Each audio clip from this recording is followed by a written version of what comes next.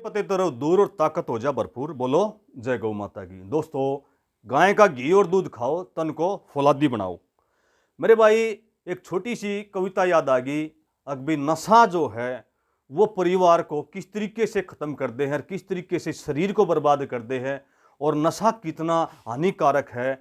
नशा परिवार में के कर दे हैं। तो मेरे भाई, एक छोटी सी कविता है। मैं आपको इस कविता की दो चार पंक्तियां सुनाना चाह रहा हूं। अगर समझदार हो गए तो मेरे भाई, इस कविता के माध्यम से भी आप नशा छोड़ सको हो और नशा छुड़वा भी सको हो। तो कविता की लाइन है भाई, मदिरा के प्यालों को पीने से पहले, मदिरा के प्यालों को पीने से पहले तुम्हें पीने वाले बहुत सोचना पड़ेगा। ये ऐसा अंधियारा सफर है जिसमें मिली मंजिलों को भी खोना पड़ेगा। इस जेल का मुजरिम बनने से पहले पीने वाले तुम्हें बहुत सोचना पड़ेगा।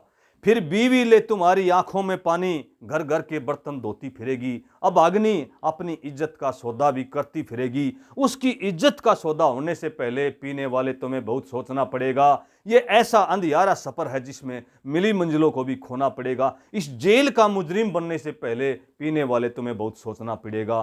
फिर बच्चे भूखे मरे ना एक रोटी के टुकड़ों की खातिर। अब अगर दर दर की ठोकरों में पले ना, उनके खून के प्यालों को पीने से पहले तुम्हें पीने वाले बहुत सोचना पड़ेगा। ये ऐसा अंधियारा सफर है जिसमें मिली मंजिलों को भी खोना पड़ेगा। इस जेल का मुजरिम बनने से पहले तुम्हें पीने वाले बहुत सोचना पड़ेगा।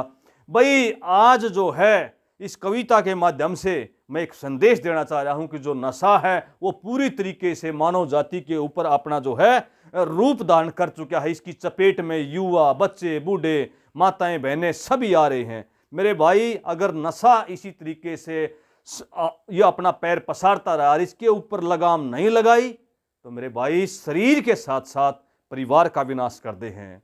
आप सोचो, जो भी नशा कर रहा है उसका शरीर में टीबी, कैंसर, पता नहीं कितनी तरह की अनेक बीमारी इसको घेर लेती हैं। और फिर डॉक्टरों के पास जाते हैं इलाज के लिए, कई कई लाख रुपए डॉक्टर मांगते हैं, परंतु देने के लिए कोई पैसा नहीं होता।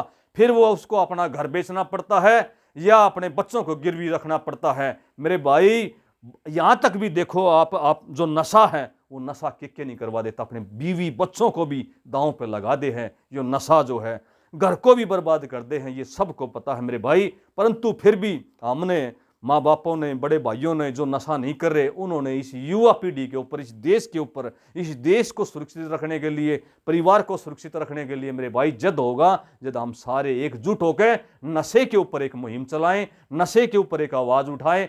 आज देखो, गली में, चौराहे पे, कहीं भी देखो, चौकों पे देखो, ओके चल रहे हैं।